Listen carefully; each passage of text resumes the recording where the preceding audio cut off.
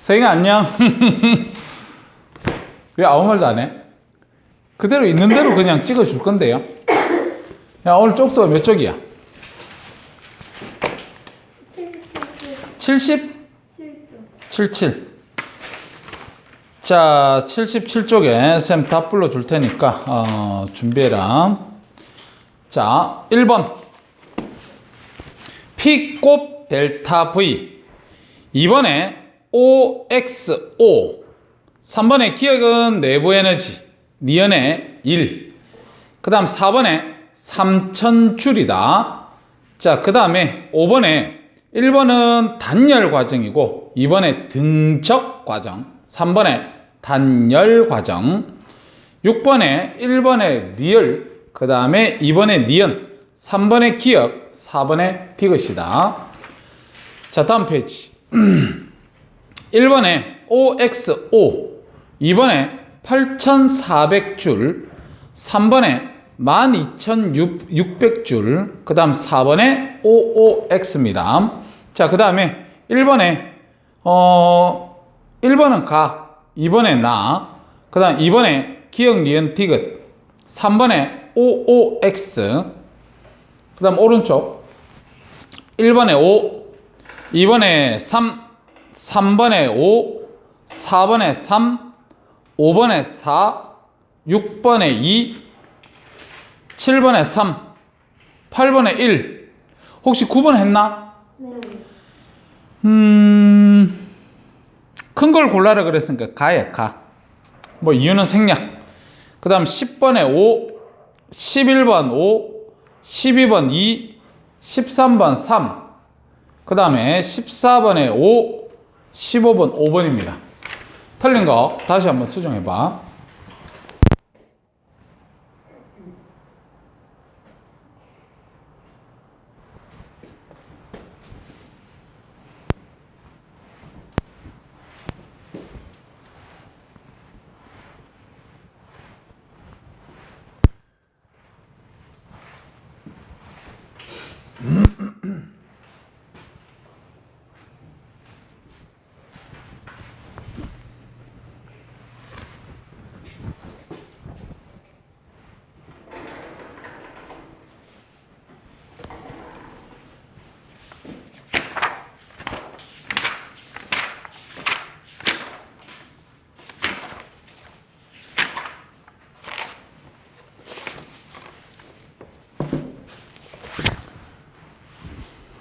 너희들 그 크리스마스 루돌프 사슴코는 이러잖아. 맞지? 걔 사슴 맞아? 응? 뭐라고? 맞아. 사슴 아니대. 사슴 아니고. 그 걔가 보면 코가 빨갛잖아. 빨간 이유가 뭐지요? 빨간 이유는 지가 안 얼어 죽으려고 하는 거예요. 그게 과학적으로 추우니까 몸 안에서 열을 갖다가 발산을 많이 시켜. 그래서 요 주변에 모세혈관을 많이 확장시켜 가지고 그래서 안 얼어 죽으려고 하는 거야. 그러고 성준아, 산타 할아버지 있습니까 없습니까? 선이 있어 없어? 없어? 이 산타 할아버지가 있잖아. 그 크리스마스 이브부터 크리스마스 그 동트기 전까지 그 짧은 그 시간 동안, 꼴랑마 예를 들어 한 12시간을 해보자, 알겠지? 12시간 동안 전 세계에 있는 어린이한테 선물을 다 배달하려고 그러면 그 속력이 얼마가 돼야 되냐면 마하 4000이 돼야 돼. 여기서 마하 1은 음속입니다, 알겠지? 1초에 340 곱하기 4000을 하면 돼요. 그렇게 산타 할아버지가 썰매를 끌고 움직이잖아? 그러면 땅이 전부 파집니다. 움북움북 다 파져요. 다시 얘기해서 사람들이 다 죽는다 이 말이에요. 결과적으로 산타 할아버지는 없다 이겁니다. 우리한테 산타 할아버지는 쿠팡, 택배 아저씨입니다. 알겠죠? 자, 야간에도 움직이지 맞지? 자, 틀린 거. 쌤 풀이했으면 싶은 거. 성준 몇 개 틀렸나? 다 고쳤어? 질문할 거 없습니까? 서연이는? 괜찮아? 그럼 진도 나간다. 자, 우리 페이지 82쪽 들어가자. 82쪽에 필기 준비해라. 저번에 우리가 연력학 7칙을 배웠고 오늘 시간에 배워야 될 게 연력학 2법칙이다. 알겠지? 연력학 2법칙. 그래서 오늘 수업 시간에 진도는요, 대충 연력학 2법칙은 내용이 간단하거든요. 저번에 연력학 1법칙 같은 경우는 식을 배워야 될 게 많았었고, 그래서 요거 다 배우고 나면 그 뒤에 단원이 보면 아인슈타인의 상대성 이론입니다. 그래서 상대성 이론을 본격적으로 배우는 거는 다음 시간부터 배울 거고, 오늘 시간에는 상대성 이론이 등장하게 된 배경이 있지, 맞지? 그런 배경까지만 선생님이 이야기를 좀 해줄 수 있도록 할게.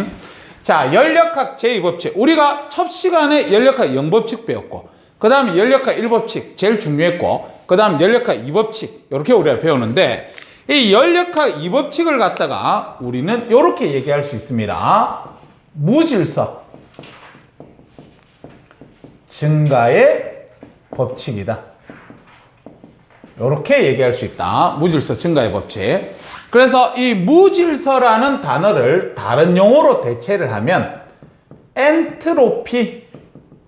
엔트로피라는 단어가 무질서한 얘기다. 이거 혹시 필기했나? 우리 어디까지 했는데? 이법칙이 비과학적 방향을 제시하는.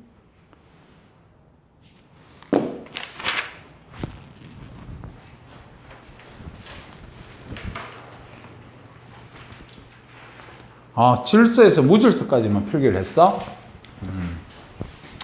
자, 그러면 우리가 배웠던데 거기서부터 다시 갑시다. 알겠지? 어디서부터 우리가 하면 되냐 하면, 자, 2번 이렇게 해갖고 필기하면 됩니다. 동그라미 2번. 동그라미 2번 해가지고 요런 그림을 그릴게. 비탈면인데 선생님이 비탈면을 이렇게 삐뚤삐뚤하게 그리는 이유는 마찰력이 있습니다, 이 얘기다. 알겠지? 마찰이 있는 상태에서 여기에 지금 현재상 물체가 놓여 있다, 이렇게 해볼게. 그러면 이 물체는 지금 현재 가지고 있는 에너지가 우리는 역학적 에너지다, 이렇게 쌤이 얘기를 할게. 역학적 에너지. 자, 우리 역학적 에너지는 운동 에너지 더하기 위치 에너지잖아, 맞죠? 근데 저 지점에서 아직 운동하기 전이니까 위치 에너지가 곧 역학적 에너지다, 이렇게 얘기하면 되겠지, 맞지? 자, 근데 얘가 마찰이 있는 데를 갖다가 이동을 해가지고 여기까지 내려왔다, 이렇게 한번 해볼게. 그러면 이 물체는 운동하고 있을 거니까 운동 에너지를 가지고 있겠네. 근데 너희들 알다시피 이 비탈면이 마찰이 있기 때문에 중간 과정에서 뭐가 날아가게 되냐면 열 에너지가 날아간다, 이렇게 우리가 볼게요. 열 에너지 1 이렇게 쓴 거다. 열 에너지 1. 자, 그 상태에서 이제 여기까지 이동을 해가지고 이 물체는 정지했습니다, 이렇게 얘기할게. 정지했다. 그럼 정지를 했다는 소리는 여기서도 뭐가 나타났냐면 열 에너지 2 이렇게 나타났다, 이렇게 우리가 보시면 되겠네. 자, 그래서 일단은 식을 갖다가 이렇게 한번 써볼게. 역학적 에너지, 처음 가지고 있던 역학적 에너지는 중간에 열 에너지 1로 빠지고, 그 다음에 지가 가지고 있던 운동 에너지 있고, 그 다음에 열 에너지 2, 요렇게 우리가 식을 쓰게 되면 틀린 거 아니지요, 맞지? 그래서 이걸 갖다가 우리는 뭐라고 얘기를 하는 줄 아나? 요거를 에너지 보존의 법칙, 이렇게 얘기합니다. 이 에너지 보존의 법칙은요, 전 시간에 배웠던 연력학 1법칙이에요. 그래서 지금 이 식이 틀린 게 아니야, 맞지? 그래서 이 식이 틀린 게 아니기 때문에 연력학 1법칙은 성립을 한다, 이렇게 우리가 얘기를 할 수 있는데, 지금 거꾸로가 성립이 되겠느냐, 이걸 생각해야 돼. 거꾸로가 뭔 말입니까? 그러면 정지되어 있는 물체가 아까 버렸던 열 에너지 2를 흡수를 해요. 그래서 지 스스로 운동합니다. 운동해가지고 여기서 또 아까 버렸던 열 에너지 1을 갖다 지가 흡수해서 이 위까지 올라가겠니? 안 되겠지, 맞지? 그래서 다시 얘기해서 이렇게 내려오는 반응은 저절로 일어날 수 있습니다. 알겠지? 근데 거기에 대해서 거꾸로는 일어나지 않는다. 성립하지 않는다. 이렇게 보시면 돼. 그래서 왜 그렇습니까? 이렇게 얘기를 한다면 방향성을 제시하는 연력학 이 법칙에 위배되기 때문입니다. 연력학 이 법칙에 위배되기 때문에 거꾸로는 갈 수가 없다. 방향성을 제시한 거지, 맞지? 자, 그 다음에 세 번째. 아까 엔트로피라는 단어를 가르쳐 줬어. 엔트로피. 그래서 엔트로피라는 용어는 무질서도다. 이렇게 우리가 기억하면 된다. 무질서도다. 그래서 항상 자연은 엔트로피 증가하는 방향, 엔트로피가 증가하는 방향으로 이동을 합니다. 이렇게 우리가 얘기를 해요. 그래서 이것도 방향성을 제시했기 때문에 연력학 제2법칙을 얘기한 겁니다. 이것도 알겠지? 그래서 요거를 또 다르게 표현을 한다면 확률이 높은 방향,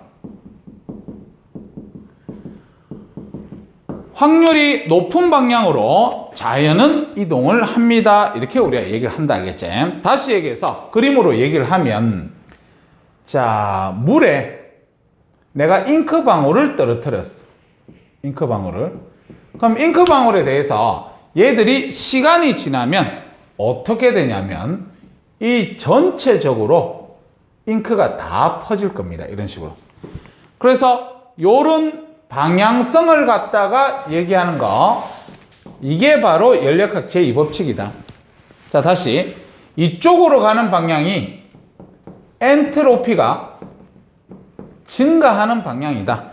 그렇게 보시면 되고, 그 다음에 요렇게 될 확률이 높다. 이렇게 우리가 보시면 되겠다. 알겠지? 그래서 지금 선생님이 이렇게 동그라미 1, 2, 3 이렇게 표현해가지고 썼던 게 연력학 제2법칙을 다르게 표현해준 그런 부분이었다. 그렇게 우리가 보시면 된다. 너희들 그 담배 피면 있잖아. 이 담배를 갖다가 입으로 안 피고 그냥 들고만 있으면 요게 연기가 이런 식으로 좀 올라가지, 맞지? 이런 식으로. 그래서 요건 우리 눈에 보인다, 맞지? 그래서 이게 지금 질서 있는 방향이야. 그러면 영원히 이렇게 질서 있게 연기가 나타납니까? 아니지. 위로 가면 이렇게 쫙 퍼져가지고 눈에 보이지 않지, 맞지? 이게 바로 무질서도가 증가하는, 엔트로피가 증가하는 방향으로 이동을 하는 거야. 알겠지? 그래서 자연은 항상 그런 방향입니다. 그렇게 우리가 보시면 되겠다. 선생님 지워도 되나? 성준이 지금 어디 필기 좀 하노? 다 했나? 그래서 요거 일단 지우고 계속 여기에다가 쌤이 필기를 할 거다.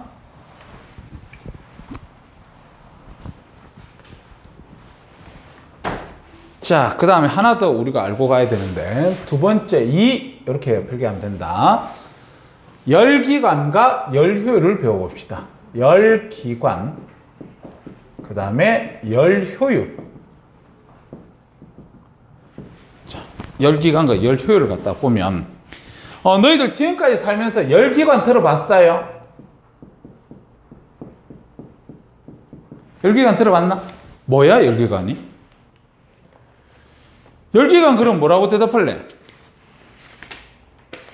뭐라고 머릿속에 있는 걸 갖다가 남들한테 얘기를 해줘야 될 거 아니야, 맞지? 열기관 그러면요, 요렇게 얘기하면 됩니다. 자동차 엔진. 이 엔진이 열기관입니다. 알겠지? 그래서 다시 얘기해서 열을 갖다가 가지고 뭐를 하느냐? 일을 하는, 열로서 일을 갖다가 하는 그런 기관을 열기관. 근데 우리가 하나 알아둬야 될 거는 이 열이 일로 100% 전환되지는 않습니다. 반드시 낮은 쪽으로 열이 방출돼요. 반드시 열이 방출됩니다. 알겠지? 자, 그래서 열기관을 갖다가 선생님이 그림을 그려볼게. 자, 열기관 그림 잘 그렸지? 요게 열기관이야. 알겠지? 열기관. 열 기간인데 이 열 기간에 뭐를 갖다가 공급을 하냐면 당연히 열을 공급해야지. Q1이라고 쓸게. Q1. 그래서 이 Q1 같은 경우가 고온이 돼야 됩니다. 고온. 고온의 열을 갖다가 공급을 해가지고 우리는 뭐 하는 데 쓴다? 일하는 데 쓴다 이 말이야. 근데 아까 위에서 얘기했다시피 열이 일로 100% 전환되지 않기 때문에 반드시 저열원 쪽으로 열이 방출해서 나갑니다. Q2. 요거는 저온이라고 얘기를 할게. 자, 그러면 이 상황에서 선생님 식을 하나 적을 수 있겠다. 어떤 식을 적을 거냐면 공급된 열로서 Q1은 일하는 데 쓰고 그 다음에 저온의 열로 빠져나간다. 이런 식으로. 이렇게 우리 식 하나 쓸 수 있지, 맞지? 요거 딱 쳐다보니까 요것도 무슨 법칙이야? 요것도? 무슨 법칙? 에너지 보존이지, 맞지? 에너지 보존이야. 자, 그러면 요 상태에서 이 열기관의 열 효율을 계산해 볼게요. 열 효율. 그래서 열 효율 이것도 나중에 모의고사 같은 거 쳐보면 보기 기억 니은 디귿 중에서 한 개로 물어봅니다. 그래서 열 효율 계산 공식은 꼭꼭 기억하세요. 자, 열 효율을 갖다가 우리는 E로 표현합니다. E. 그래서 어떻게 우리가 효율을 계산합니까? 그러면 공급한 에너지 있을 거 아니야. 공급한 에너지 분의 사용한 일. 이렇게 우리가 계산을 해요. 공급한 에너지 분의 사용한 일. 그래서 이 상황에서 위의 식을 갖다가 적용을 시킬게, 알겠지? 위의 식을 적용시키면 위의 그림에서 공급한 에너지는 Q1입니다. Q1분의 사용한 일은 W지, 맞지? W. 그래서 Q1분의 W, 그 다음에 곱하기 100%로 얘기해라 그러면 곱하기 100 해줘야 됩니다. 알지? 자, 그 다음에 요 식을 갖다가 쌤 또 잠깐만 바꾸면 Q1분의 이 W 대신에 위에 요 에너지 보존의 법칙 식 있지? W는 어떻게 되냐면 Q2가 절로 넘어가게 되면 Q1 빼기 Q2 이렇게 되지, 맞지? 자, 그래서 더 진행시키면 1 마이너스 Q1분의 Q2 이렇게 우리가 식을 쓸 수 있습니다. 자, 그래서 요 식을 갖다가 우리가 보더라도 값이 1만 나왔으면 100%짜리 열 효율이 있습니다. 알겠지? 근데 100%는 만들어지지를 못하고 항상 보면 마이너스 이 값이 있어요.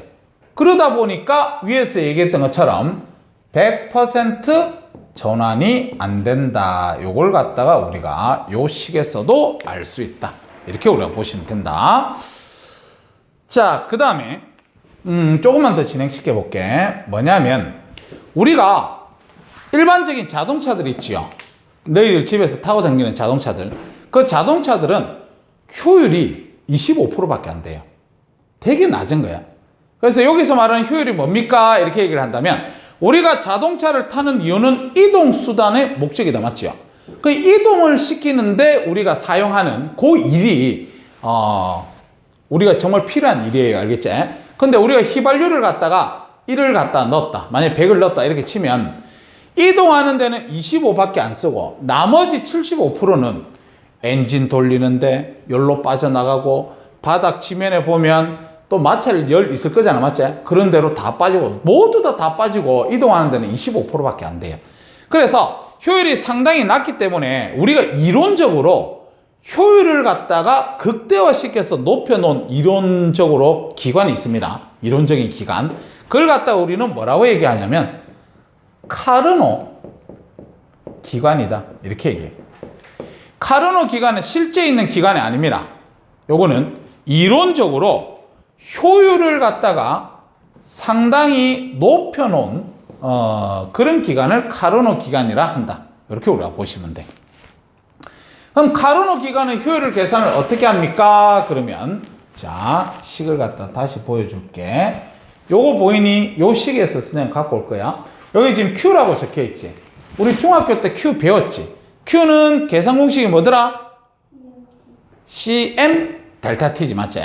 그래서, 자, C, 여기가 1이기 때문에, CM 쓸게. 그 다음에 T는요, 요렇게 쓸게. T1. 근데 선생님이 요 대문자 T를 썼다는 소리는 무슨 온도지요? 절대 온도도 알겠지? 자, 그 다음에, CM 쓸게, CM. CM T1 빼기 CM T2. 요렇게 식이 되지, 맞지? 자, 그래서 뭐 필요 없는 것들은 날려줘. 필요 없는 것들 날려주면 결과적으로 T1분의 T1 빼기 T2 이런 식으로 우리가 카르노 열기관의 효율을 계산한다는 거 요거 좀 기억하세요. 별표 때려서. 그러니까 우리가 일반적으로 열기관에서는 효율 계산 공식이 이런 식으로 Q1분의 W 이렇게 계산하는데 카르노 기관에서 효율을 계산해라 그러면 절대 온도로 계산해 줘야 된다. 알겠지? 그래서 요렇게 되는 겁니다. 이렇게 보시면 돼요. 자, 그럼 우리 책 잠깐만 봅시다. 자, 우리 책 어디까지 읽었습니까? 가역, 비가역까지만 읽었어? 그러면 그 밑에 2번 갑니다. 자, 2번에 줄쳐라. 연력학 제2법칙. 자, 연력학 제2법칙이 뭐야? 그러면 저 뒤쪽에 줄쳐라. 비가역적인 방향성을 제시하는 법칙입니다. 그렇게 우리가 보시면 돼요. 그래서 화살표는 쌤이 한번 읽어볼게. 자연의 상태에서 일어나는 변화가 처음의 상태로 돌아가는 것을 우리는 연력학 제1법칙에 위배되지 않더라도 결코 스스로 일어나지 않는다는 것을 의미를 합니다. 이렇게 돼 있는데 다음 페이지 잠깐만 볼까? 자, 다음 페이지 거기 그림 나와 있는 게 선생님 요게 지웠네. 아까 선생님이 그렸던 그림입니다. 알겠지? 자, 그래서 비탈면 위에 있는 물체가 아래로 내려오다 보면 열이 발생해서 결국 나중에 멈춘다 이 말입니다. 그래서 그 밑에 1번에 있는 글자를 선생님이 읽어보면 물체가 빗면에서 내려와 수평면에서 멈추는 과정, 그러니까 내려오는 과정을 얘기하는 거다. 알겠지? 그랬을 때 역학적 에너지가 마찰에 의해서 모두 열 에너지로 전환되어서 사방으로 흩어진 거다. 그래서 화살표 뒤에 줄치자. 연력학 제1법칙은 성립합니다. 다시 얘기해서 에너지 보존의 법칙은 성립합니다. 자, 근데 2번 수평면에 정지해 있던 물체가 다시 빗면으로 올라가는 현상, 다시 역방향으로 올라가는 것은 가능하다, 불가능하다? 불가능하다 이 말이지, 맞지? 그래서 그 밑에 있는 화살표부터 선생님이 읽어볼게. 자, 거꾸로 올라가는 것은 연력학 1법칙은 위배되지 않습니다. 근데 자연의 현상이 한쪽 방향으로만 일어난다. 그걸 제시하는 줄치자 연력학 제2법칙에 위배됩니다. 그래서 스스로 일어나지는 않는다. 그렇게 보시면 되겠다. 자, 그 다음 그 밑에 가로 1번 열의 이동과 연력학 제2법칙. 그래서 밑에 그림 바로 봐라. 첫 번째 그림 보니까 고온의 물체하고 저온의 물체하고 접촉을 시키니까 열이 이동합니다. 그래서 결국 시간이 지나면 열평형 상태가 되지, 맞지? 그래서 요거는 그때 선생님이 연력학 영법칙에서 설명했던 그런 그림이고, 2번 엔트로피와 연력학 제2법칙 그랬는데, 자, 1번 엔트로피 줄쳐라. 엔트로피 줄쳐서 뒤쪽에 줄쳐 무질서도. 그래서 이번에 보면 한 방향으로만 일어나는 변화는 분자들이 질서 있는 배열에서 줄쳐라. 질서 있는 배열에서 뒤쪽에 무질서한 배열, 거기다 줄쳐. 그래서 질서에서 무질서로 이동한다. 이렇게 보시면 됩니다. 그래서 그 밑에 그림 봐라. 그림 보니까 잉크방울을 갖다가 한 방울 딱 떨어뜨리면 시간이 좀 더 지나면 전체적으로 잉크방울이 다 퍼진다. 이쪽 방향이 바로 엔트로피가 증가하는 방향이다. 그렇게 우리가 해석하면 됩니다. 자, 그 다음 그 밑에 3번. 엔트로피는 하나의 거시 상태에서 대응하는, 너희들 거시 상태가 뭐지요? 모르나? 거시 상태는 우리 눈에 보이는 세계입니다. 지금 너희들 눈에 보이는 세계들을 다 우리는 거시 상태라고 얘기합니다. 뒤에 미시 상태 걷어 줄치자. 미시 상태는 뭐예요? 그러면 당연히 눈에 보이지 않는, 거기다가 원자나 분자라고 생각해 주면 됩니다. 자, 그래서 그 경우의 수를 의미하고 자연의 현상은 미시 상태의 경우의 수가 커지는 방향, 즉 줄치자 확률이 높은 방향으로 진행을 한다. 그렇게 우리가 보시면 되겠다. 자, 3번 갑시다. 연력학 제2법칙의 다양한 표현. 그래서 연력학 제2법칙의 방향성을 제시하는 법칙인데 또 다르게 표현하면 어떻게 되냐 그러면 1번 보자. 자발적으로 일어나는 비가역 현상에서 방향성이 있다. 방향성을 제시한 법칙이지. 그 다음 2번에 열은 항상 고온에서 저온으로만 이동한다. 방향성을 제시한 거죠. 그 다음에 3번 고립계에서 자발적으로 일어나는 자연의 현상은 항상 확률이 높은 방향. 아까 우리가 잉크방울이 퍼지는 방향.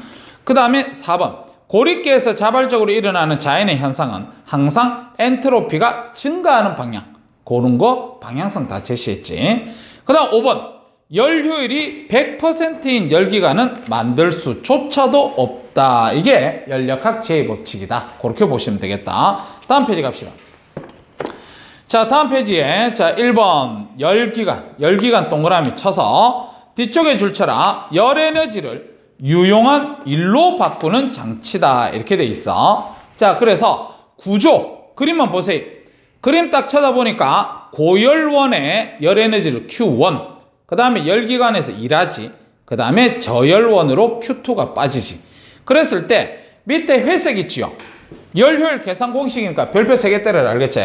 그래서 E는 Q1분의 W, 다시 Q1분의 Q1 빼기 Q2, 그 다음에 1-Q1분의 Q2. 그렇게 열효율을 계산할 수 있다. 이렇게 보시면 된다. 자, 그 다음에 그 밑에 2번 열효율과 연력학 제2법칙 그래가지고 자 뒤에 줄만 좀 때릴래? 일은 모두 열로 바꿀 수는 있어요. 근데 열은 스스로 일을 할 수 없기 때문에 모두 일로 바뀔 수가 없습니다. 그래서 지금 책에 적어놨던 게 이거지. 우리가 지금 열기관에서 배웠던 게 열을 갖다가 모두 다 일로 바꿀 수는 없다 그랬지, 맞지? 맞지? 그게 연력학 제2법칙에 위배되기 때문입니다. 그런데 일을 해가지고 다 열로 바꿀 수는 있다. 이렇게는 적혀져 있다. 맞지? 자, 그래서 화살표 뒤에 줄치자. 열 효율은 100%가 될 수가 없습니다. 그렇게 보자. 자, 그 다음에 그 밑에 3번 카르노 기관 줄쳐봐라. 선생님 방금 전에 필기할 때 이상적인 기관이지 실제 있는 기관은 아니다. 이렇게 얘기를 했었다. 알겠지? 자, 그래서 카르노 기관이 뭐냐? 뒤쪽에 쌤 읽어볼게. 열 효율이 가장 높은 이상적인 열기관으로서 그 밑에 회색 작은 별표 하나 때리세요. 카르노 기관에서 열 효율은 1-T1분의 T2 이렇게 우리가 계산을 한다. 이렇게 보시면 되고 방금 전에 큰 T가 절대 온도라 그랬지, 맞지? 너희들 절대 온도하고 섭씨 온도하고 어떤 관계예요? 273을 어디에 더해야 되나? 어디? 책에 적어놔, 그 옆에. 273을 섭씨 온도에 더해주면 값이 같아진다. 알겠지? 그래서 요거도 기초니까 좀 알아놓을 수 있도록 그렇게 합시다. 자, 됐지? 자, 그 다음에 그 밑에 카르노 기관의 순환 과정이다. 이렇게 되어 있는데 지금 그 밑에 그림 한번 볼래? 그림 보니까 우리하고 친숙한 압력과 부피 그래프 이렇게 나와 있지, 맞지? 그 압력과 부피 그래프에서 자, 요런 식으로 해서 여기 지금 T1, 그 다음에 요런 식으로 해서 여기 지금 T2 이렇게 되어 있는데 그림이 보니까요 요 지점에서 요렇게 왔다. 이거 무슨 과정? 등온 과정이지, 맞지? 등온 과정. 됩니까? 그러면 지금 여기서 열을 갖다가 흡수했다 그래서 Q1이라고 되어 있거든? 그러면 자봐. 등온 과정이면 델타 T가 0이잖아, 맞지요? 그러면 절대 온도는 뭐에 비례하지? 내부 에너지 변화량에 비례하지. 그럼 내부 에너지 변화량이 0이라는 소리는 연력학 제1법칙식이 Q는 어떻게 됩니까? Q는 델타 U 더하기 W잖아, 맞지? 근데 델타 U가 0이니까 W, 요거만 남지, 맞지? 맞나? 그래서 봐. 요 지점에서 요 지점으로 갔다는 소리는 부피가 어떻게 됐어? 커졌지, 맞지? 그래서 기체가 일을 한 겁니다. 왜? 열을 흡수했어. 열을 흡수해서 일을 한 겁니다. 알겠지? 그 다음에 여기서 보면 요렇게 돼 있어요. 요렇게. 요건 무슨 과정? 단열 과정이지요. 맞지? 그러면 요거는 부피가 여기 있던 것이 여기로 갔지? 그러면 단열? 부피가 커졌으니까 단열? 팽창이지. 맞지? 단열 팽창하면 온도가 어떻게 된다 그랬어?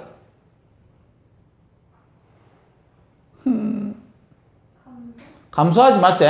그래서 T1하고 T2를 봤을 때 T1의 온도가 더 높은 거다. 알지? 온도가 낮은 곳으로 왔어. 그러면서 여기도 보면 무슨 과정이야? 등온 과정이야. 알겠지? 그 다음에 여기서 요렇게 갖는 거는 이제 부피가 줄어든다. 이렇게 알겠죠? 부피가 줄어드니까 단열 팽창. 단열 팽창하면 온도가 올라간다. 맞죠? 그래서 온도가 낮은 T2에서 온도가 높은 T1으로 올라간 그런 케이스다. 이렇게 그냥 보면 됩니다. 알았지요? 됐다. 자, 그 다음 그 밑에 4번. 연구기간이 있는데 요거는 시험에도 안 나오고 그냥 가볍게 읽어봐도 된다. 뒤에 문제도 안 나온다. 연구기간이 뭐야? 그러면 연구의 일을 계속할 수 있는 기간을 갖다가 우리는 연구기간이라 하는데, 자, 1번에 참고적으로 제1종 연구기간 줄만 좀 때려주세요. 문제도 안 나온다 그랬다. 제1종 연구기간이 뭐야? 그러면 외부 에너지 공급 없이 작동. 에너지 공급을 안 했는데 작동한대. 계속 일을 한대.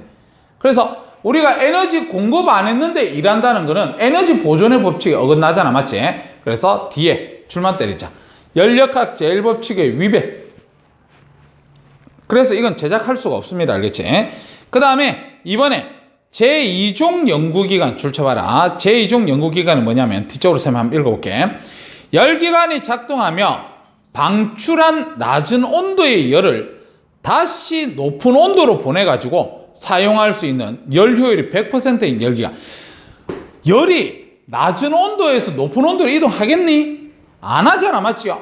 방향성이 어긋나잖아. 맞지? 그래서 제2종 연구기관은 연력학 제2법칙에 위배됩니다. 알겠죠? 그래서 생각조차도 할 수 없다. 그렇게 보시면 됩니다. 자, 85쪽 넘어간다. 가로넣기 셈하고 한번 해보자. 처음의 상태로 완전히 되돌아갈 수 있는 과정을 갖다 뭐라 그러지? 가역. 그 밑에 한쪽 방향으로만 변화가 진행되므로 스스로 처음의 상태로 되돌아갈 수 없는 과정을 뭐라 그래? 비가역. 그 밑에 방향성을 설명하는 법칙 연력학 제2법칙. 그 밑에 분자 배열의 무질서한 정도를 나타냈다? 엔트로피. 그 밑에 연력학 제2법칙에 따라 자연의 현상은 엔트로피가 증가하는 방향, 즉 확률이 높은 방향으로 진행한다. 그 밑에 열에너지를 유용한 일로 바꾸는 장치를 열기관이라 하고, 열기관에 공급된 Q1 열 중에서 유용한 일로 전환된 비율을 갖다가 우리는 열효율. 열효율이 가장 높은 이상적인 열기관 카르노 기관. 밑에 숙제입니다. 뒤로 쭉쭉쭉 92쪽 숙제입니다.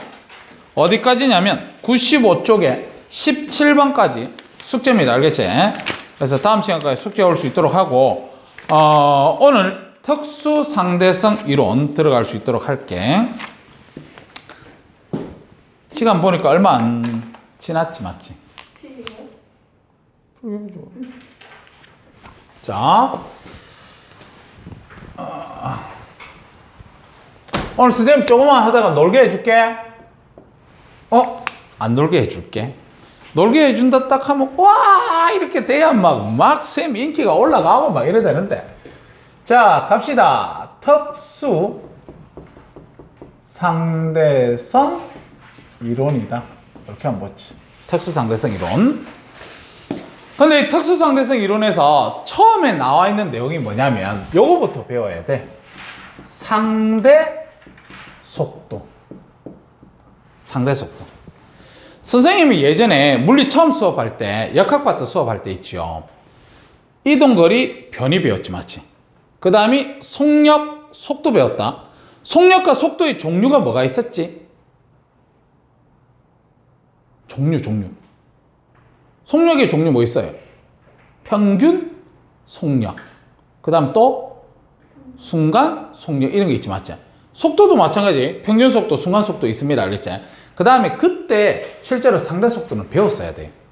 그때 배워야 되는데 지금 물리 교육 과정이 편찬되면서 상대 속도를 요 뒤에 실어놨다 알겠지? 자, 그래서 일단 상대 속도에 대해서 우리가 한번 배워보자. 상대 속도가 뭐냐? 이거부터 우리가 선생님이 정의를 하면 상대 속도는 반드시 관찰자가 운동을 하면서 누구를 갖다가 바라봐야 되냐면 물체의 속도를 갖다가 얘기하는 게 상대 속도입니다. 자, 선생님이 여기 가만히 정지해 있어요. 정지해 있는데 요 앞에 도로에 선생님 친구가 차를 몰고 간다고 해볼게. 그래서 내가 가만히 정지한 상태에서 친구 차가 딱 지나서 전화했어. 야, 지금 속도가 얼마야? 100. 그때 말하는 100은 상대 속도가 아닙니다. 보통의 속도입니다. 보통 속도, 일반적인 속도. 관찰자가 뭐 하고 있었는데? 정지하고 있었잖아, 맞지? 근데 걔가 100으로 달리고 있는데 내가 같은 방향으로 50으로 뛰어. 그럼 내가 50으로 뛰면서 쟤를 쳐다보면 걔의 속도가 100으로 보일까? 안 보이겠지, 맞지? 더 속력이 빠르게 보이나 느리게 보이나? 느리게 보여. 걔네 일로 가는데 내가 반대쪽으로 50으로 달리면서 걔를 보면 걔의 속력은 100일까? 100보다 더 빠르게 보이겠지, 맞지? 그게 바로 상대 속도입니다. 다시 얘기해서 상대 속도는요, 관찰자가 운동을 해야 됩니다. 반드시 알겠지? 자, 그래서 공식 외워야 문제는 풀 수 있습니다. 머릿속에 외워두세요. 자, 상대 속도가 뭐야? 이렇게 우리가 얘기를 한다면 상대 속도는 물체 속도 빼기 관찰자 속도, 이렇게 얘기할 수 있다. 물체 속도에서 관찰자 속도를 빼줘야 됩니다. 다시 이거를 기호로 표시하면, 자, 상대 속도이기 때문에 속도는 V잖아. 근데 상대 속도는 아래 첨자를 씁니다. VAB 이렇게. 이게 지금 상대 속도를 표현한 거야. 요거 잠깐만 별표 3개 때려놔. 머릿속에 넣어놔야만 되는 공식이기 때문이야. 자, 그러면 이 아래 첨자로 써주면 상대라는 의미를 알겠지? 나중에 우리 저 뒤에 마지막 단원 가면 상대 굴절력 하는 거 배운대. 알았지? 그럼 상대 굴절력을 배울 때 그때 수업할 때 선생님이 이래 얘기하겠지. 야, 우리 앞에서 이 상대 뭐시기 배웠는데 그러면 애들 또 눈만 껌뻑껌뻑거리고 있다. 그때 딱 선생님 우리 앞에서 상대 속도 배웠어요. 그래, 이렇게 되는 거야. 알겠죠? 자, 그래서 VAB 이렇게 돼 있는데 요거를 우리는 어떻게 읽어야 됩니까? 이렇게 읽어야 돼. A에 대한 B의 상대 속도, 이렇게 읽어야 돼. A에 대한 B의 상대 속도. 그럼 물어보자. A가 물체입니까? 관찰자입니까? A에 대한 B의 관찰자지, 맞지? 관찰자다. 그 다음에 B가 물체. 그러면 아까 우리 상대 속도 계산 공식이 물체 속도 빼기 관찰자 속도라고 얘기를 했었잖아, 맞지? 그래서 식으로 쓰면 VB 빼기 VA, 이렇게 우리가 상대 속도를 쓸 수 있다. 한 번만 더 진행시킬게요. VB 더하기 마이너스 VA, 이렇게 쓰더라도 상관이 없지, 맞지? 맞지? 그래서 쌤이 이렇게 쓴 이유는 그거를 알려주려고 그래. 자, 1번 문제 푸는 요령을 갖다가 알려주려고 그래. 요 요령만 알면 물리 2까지도 풀 수 있다, 알겠지? 물리 2에 나오는 개념까지도 풀 수 있는데 어떻게 풉니까? 그러면 1번 기준점을 잡습니다. 기준점은 그냥 점만 찍으면 됩니다. 기준점 잡기. 그 다음 두 번째, 물체 속도 표시. 기준점에다 표시하면 돼요. 그 다음에 세 번째, 마이너스 관찰자 속도 표시. 네 번째, 마지막으로 더한다. 이렇게 문제 풀면 돼요. 알았죠? 그래서 요거를 갖다가 선생님이 104쪽에 1번으로 풀어줄게. 알겠지? 104쪽 1번에 보면 여기서 보니까 요게 지금 A다. 맞지? A는 오른쪽으로 10m/s 이렇게 간다. 그 다음 B는 보니까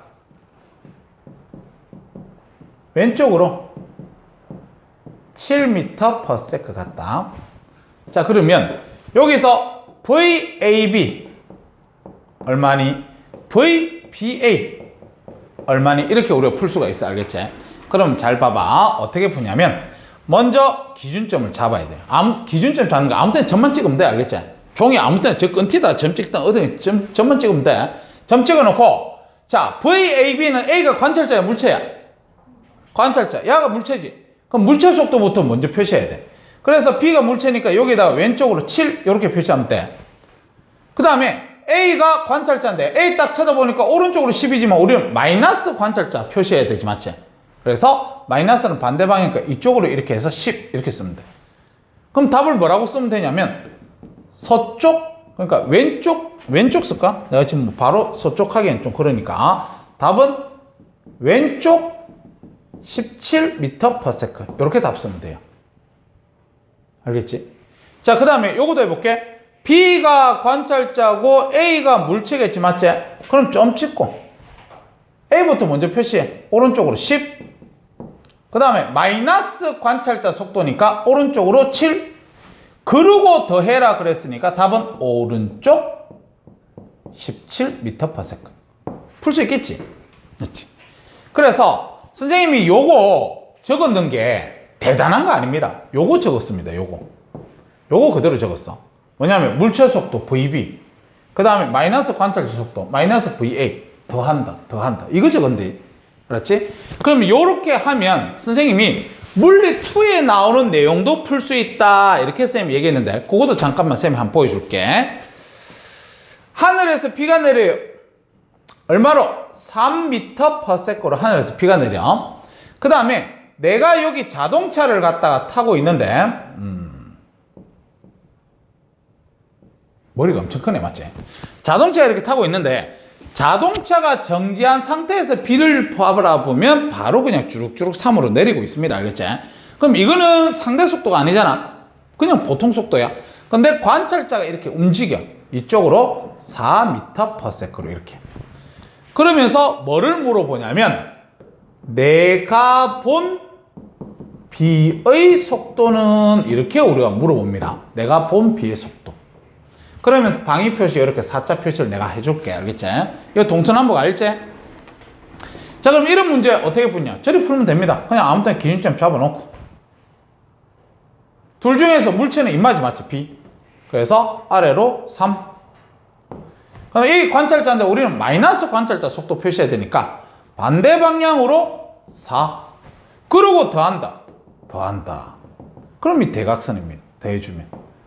그럼 이거는 피타고라스 정리로 풀면 되지. 맞지? 그래서 여기는 5. 답이 어떻게 되냐면 남서쪽 5m/s입니다. 이렇게 얘기를 하면 돼.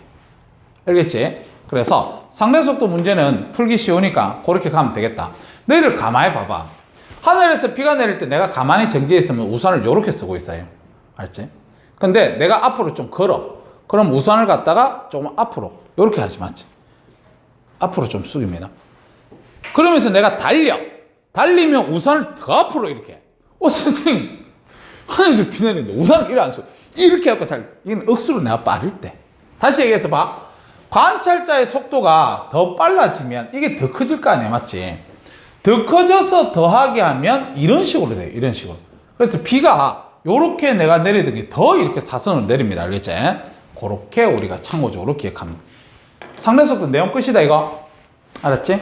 자, 그러면 됐다. 자,